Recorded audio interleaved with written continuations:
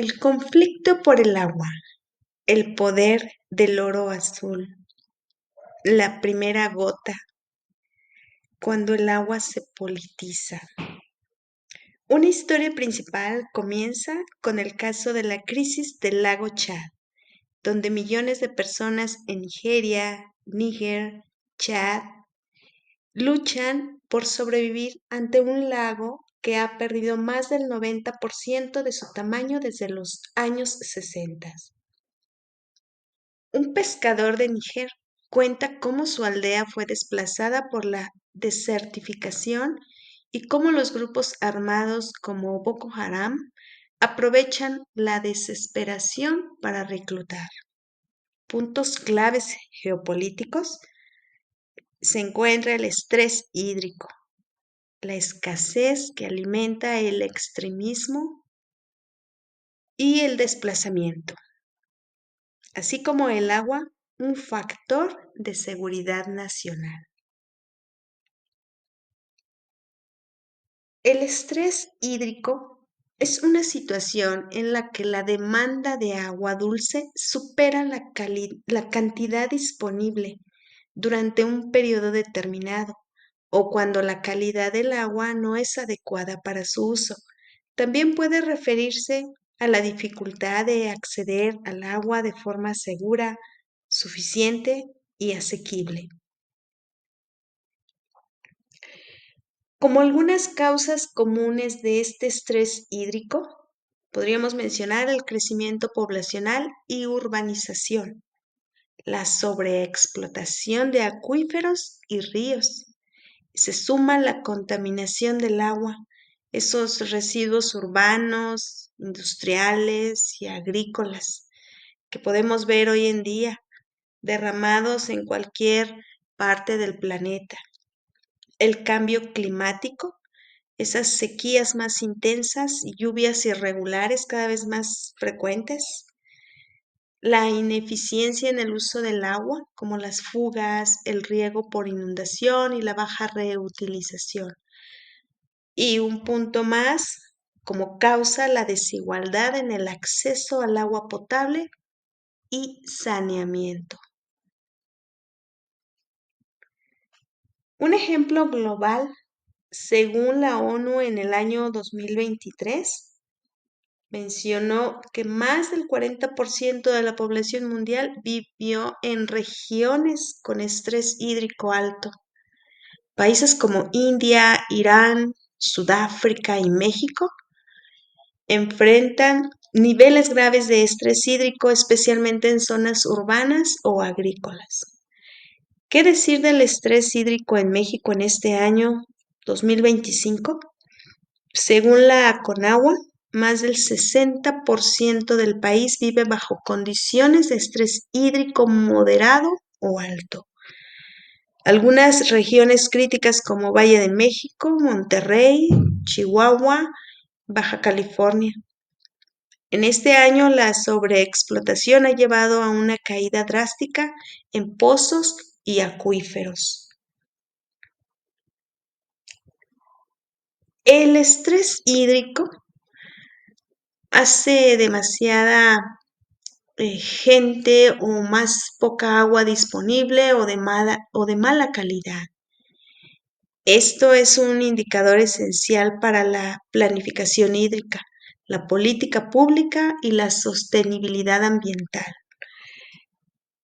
La escasez y tensiones globales, de acuerdo a la ONU, estima que en el año 2025 habrá alrededor de 300 zonas con frágiles tensiones por recursos hídricos.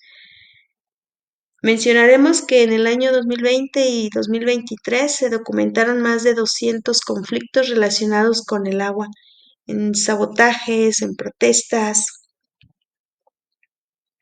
Y las cuencas transfronterizas en marcos de escenarios de conflicto, como en el Nilo, el gigantesco proyecto de la gran presa del Renacimiento en Etiopía, que inquieta a Egipto y Sudán por la posible reducción del flujo de agua, un ejemplo muy clásico de disputa geopolítica.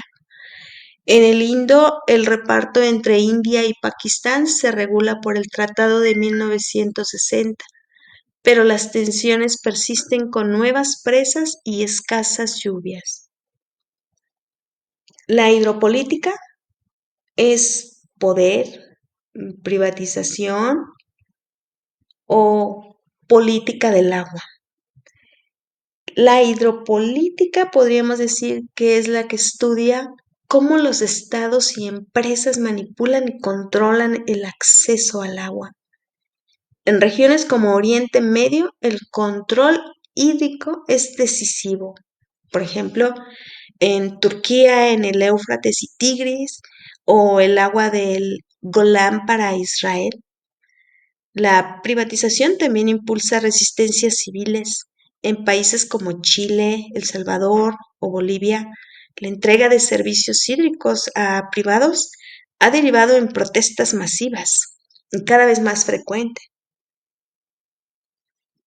Podríamos también abordar aquí la geopolítica regional en América Latina.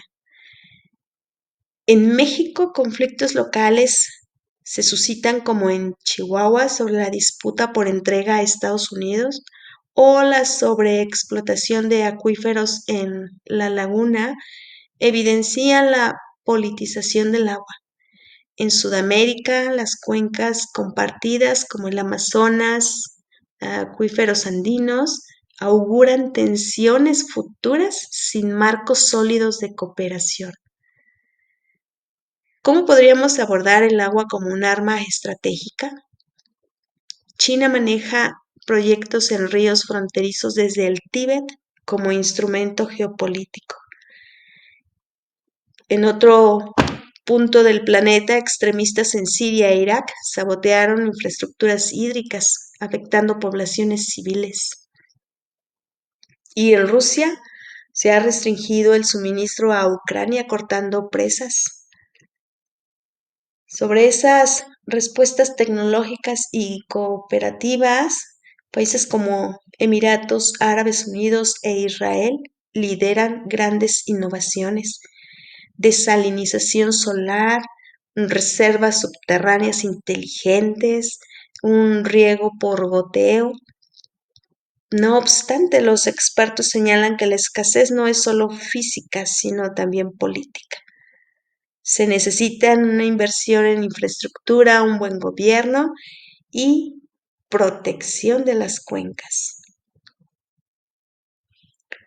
El agua ha dejado de ser una simple necesidad para convertirse en variable de poder y conflicto.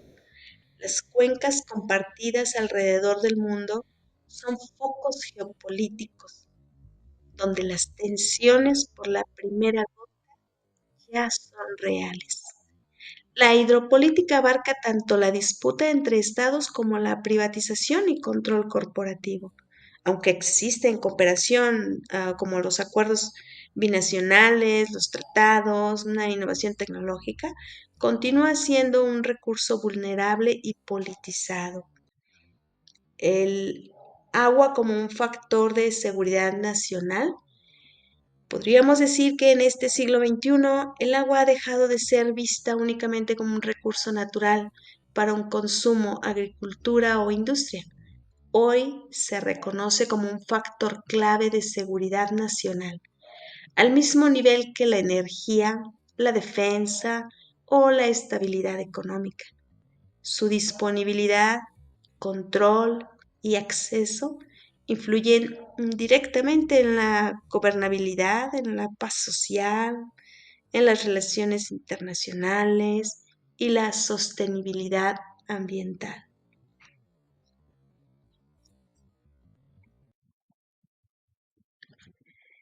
¿Quieres seguir aprendiendo sobre el oro azul y estos conflictos por el agua?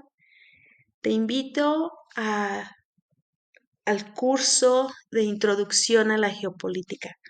Regístrate hoy y nos vemos la próxima clase.